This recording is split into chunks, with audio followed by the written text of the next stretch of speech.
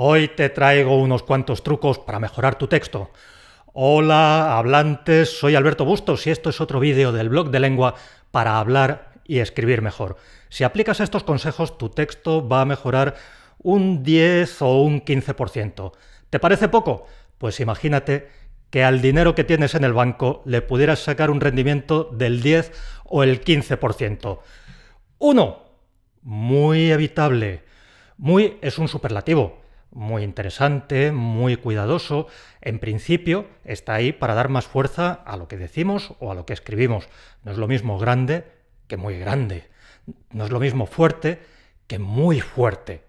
Eso es en teoría, porque en la práctica, en un texto, casi siempre ese muy lo que hace es quitarle fuerza a la expresión. Vamos a ver un ejemplo. ¿Es una persona muy especial? Pues fíjate que a mí me resulta más efectivo cuando estoy escribiendo es una persona especial. Haz la prueba. Busca muis en tu texto, prueba a quitarlos, compara y decide. Verás que casi siempre sales ganando sin el muy de marras. Una advertencia. Esta recomendación y las siguientes hay que aplicarlas con moderación. Lo que te voy a marcar es una dirección en la que conviene avanzar, pero sin irnos tampoco a los extremos. En el centro está la virtud. 2. Menos mente. Quita unos cuantos adverbios en mente. ¿Por qué? Estos adverbios son palabras largas, que de por sí es un tipo de vocabulario no muy recomendable cuando estamos escribiendo. Y luego les pasa otra cosa, y es que tienen todas la misma terminación. En cuanto acumulamos unas cuantas, se empieza a producir ahí un soniquete. Y eso no nos conviene cuando estamos escribiendo. Ejemplo.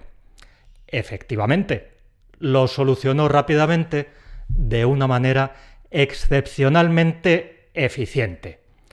Compara si lo convierto en esto otro. En efecto, lo solucionó enseguida con una eficiencia excepcional. 3. No niegues. Afirma. La negación es más difícil de procesar para el lector. Fíjate en esta expresión. No lejos de su casa. Bueno, esto es equivalente a cerca de su casa. Y la versión afirmativa resulta más efectiva, es más directa y es más económica. Hay palabras, además, que encierran dentro de sí la idea de negación. Estas son útiles, enormemente útiles para redactar. Siempre que puedas echar mano de una de estas, no lo dudes. Ejemplos. No tiene. Su equivalente es carece. No hay muchas ocasiones. Hay pocas ocasiones. 4. Adjetivación subjetiva. No, gracias. Algunos adjetivos se traducen simplemente con me parece. Muy bonito, impresionante, hermoso. ¿Ves a qué me estoy intentando referir? Todo esto es equivalente a me parece muy bonito, me parece impresionante, me parece hermoso. Es una película excelente. Equivale a esa película me parece excelente. Toda esa subjetividad la queremos sustituir por objetividad. Ejemplo, es una película con una trama que atrapa al espectador. Aquí estoy expresando algo que está en la película, no algo que se encuentra dentro de mí, dentro de mi subjetividad. O es una película que ha ganado 4 Oscar. También es un hecho objetivo. O es una película con gran éxito entre el público. 5. 3 palabras por el precio de una. Hay un vicio que está muy extendido entre quienes o no saben muy bien redactar o quieren darse importancia cuando redactan. Consiste en echar mano de muchas locuciones preposicionales o de muchas locuciones conjuntivas, que para el caso es lo mismo. Estas combinaciones de palabras hinchan la expresión. Por ejemplo, de cara a. Los partidos se están preparando de cara a las elecciones. El equivalente de esto, con una simple preposición, es los partidos se están preparando para las elecciones. Muchas de estas locuciones, de todas formas, es que son incorrectas, como en base a, el famosísimo en base a. Vamos a realizar una selección en base a los méritos de los candidatos. El equivalente correcto y más efectivo desde el punto de vista de la redacción es vamos a seleccionar a los candidatos según sus méritos. Y hay algunas incluso que no son incorrectas en sí, pero que al final las vas a convertir en incorrectas. Una de mis favoritas es la siguiente. Ha aumentado el número de detenidos en relación con delitos económicos. Y tú escribes eso y de pronto te dices a ti mismo o a ti misma: ¡ay, qué bien me ha quedado! ¡Qué bien escribo! ¡Qué fino! ¡Qué elegante! Pero de pronto te entra la duda. Espera, ¿ha aumentado el número de detenidos en relación con delitos económicos o con relación a delitos económicos o en relación a delitos económicos? ¡Ah! En relación a delitos económicos. Dios mío, ahora sí, qué bien lo he dejado. Pues no. Las dos primeras se aceptan en la forma, pero esta última no. Y nos lo podíamos evitar desde el principio así. Ha aumentado el número de detenidos por delitos económicos. Si puedes decirlo con una palabra, no lo digas con 3. 6. Léelo en voz alta. Cuando escribimos en silencio pasamos por alto efectos sonoros que se van acumulando en el texto. Rimas, cacofonías, asociaciones con palabras malsonantes, con ideas indeseadas o simplemente con nociones inesperadas. A ver qué te sugiere este texto, que está especialmente dedicado al público de mi generación, por lo menos al público de España, no sé el de otros países. Los hermanos Pinzones eran unos marineros que se fueron con Colón, que era otro marinero. Pues estas cosas pasan cuando escribimos con más frecuencia de lo que te imaginas. La manera en que percibimos un texto cambia por completo cuando lo redactamos en silencio y cuando lo leemos en alto. Leer en voz alta es una actividad que siempre resulta recomendable, pero que además se vuelve imprescindible si el texto va a llegar al público en forma oral. Por ejemplo, si estamos redactando algo que se va a convertir en un podcast o en un discurso. 7. Menos sustantivos y más verbos. Ciertas ideas las podemos encapsular en un verbo o en un sustantivo. Por ejemplo, tenemos el verbo mover y el sustantivo movimiento. La idea es la misma, lo que cambia es la clase de palabras. El verbo tiene muchas ventajas al redactar, porque es dinámico, porque nos muestra actores, o sea, personas que actúan, animales que se mueven, cosas que cambian. Los verbos ayudan al lector a entender, capturan su atención. Y eso es algo que siempre nos interesa cuando estamos escribiendo. Los sustantivos correspondientes, en cambio, suelen ser estáticos, suelen ser palabras abstractas que ocultan a los actores. Y nosotros estamos hechos para entender cosas que pasan en el mundo con actores. El estilo sustantivo casi siempre es una mala idea. Compara, nuestro país está pasando por un momento de cambio. Aquí lo que tenemos es una expresión sin fuerza, ideas desvaídas, abstracciones.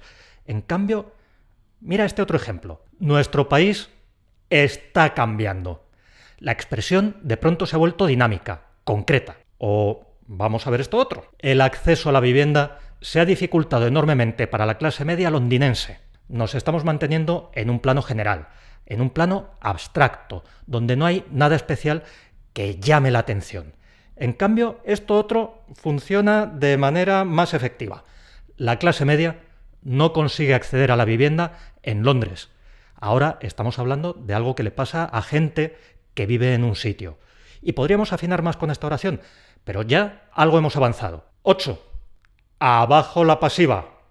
Esto es la última tontería que hemos copiado del inglés. Uno de los primeros consejos cuando haces cursos de redacción en inglés es que no utilices la pasiva, o por lo menos que la utilices lo menos posible. Si me pongo a redactar un texto en inglés y se lo entrego a alguien que me lo va a corregir lleno de pasivas, me va a decir: ¡ay, qué bien! ¡Qué texto más bueno! ¡Qué pasivas has usado! No, lo que me va a decir es: vaya birria de texto que me has escrito. Ponte y lo redactas de nuevo. ¿Y qué hacemos nosotros cuando redactamos en nuestro idioma? Imitar lo que está mal en inglés. A muchos ahora es que les parece más fino escribir: los nombres han sido cambiados para proteger la identidad. ¿Qué tal aquí una pasiva refleja?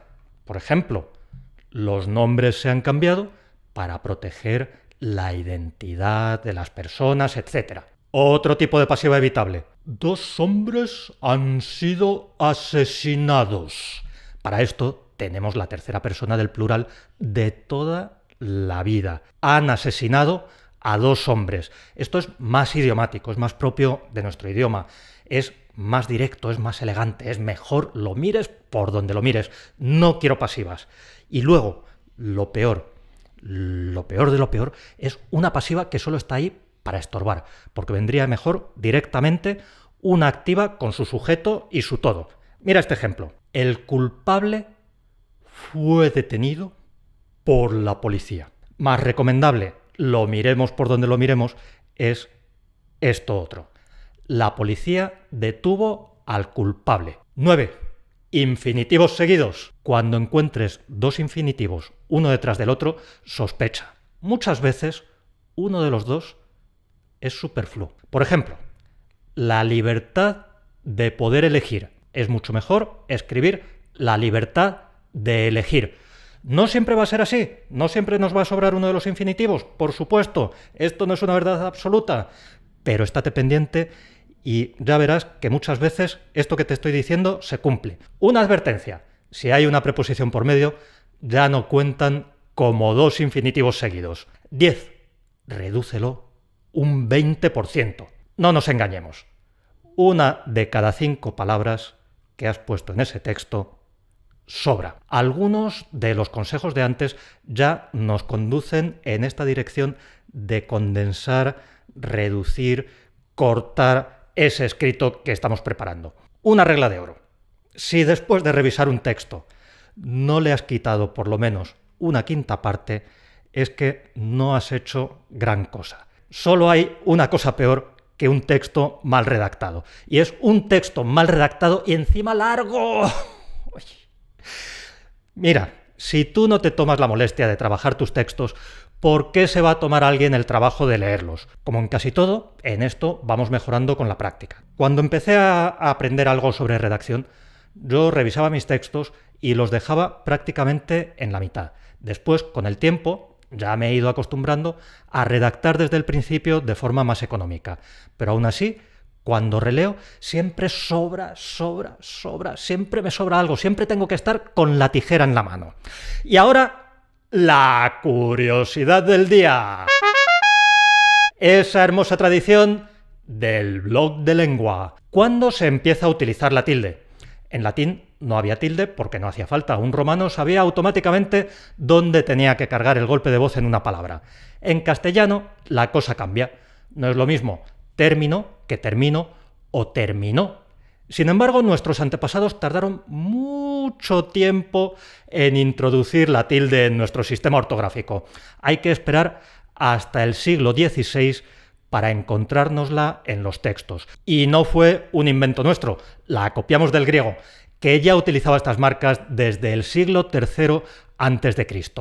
Saludos a toda la nación de hablantes del blog de lengua y muy especialmente a Paul García de México, que me preguntó esta cuestión de la tilde. A Antonio Estaún, que me da buenos consejos, gracias a Alejandra de Iglesia, que ve los vídeos desde Argentina. Leli Montano, que es cubana, pero nos sigue desde Panamá. Diego Santos, desde Ojén, en la provincia de Málaga, en España. Luis Enrique Wink, desde Recife, Brasil. Caridad Calero, que está en Colmenar Viejo, en la provincia de Madrid, muy cerquita de aquí. Cuéntame en los comentarios desde dónde ves tú los vídeos y suscríbete, por supuesto, a este magnífico canal para seguir aprendiendo. ¡Hasta pronto, hablantes!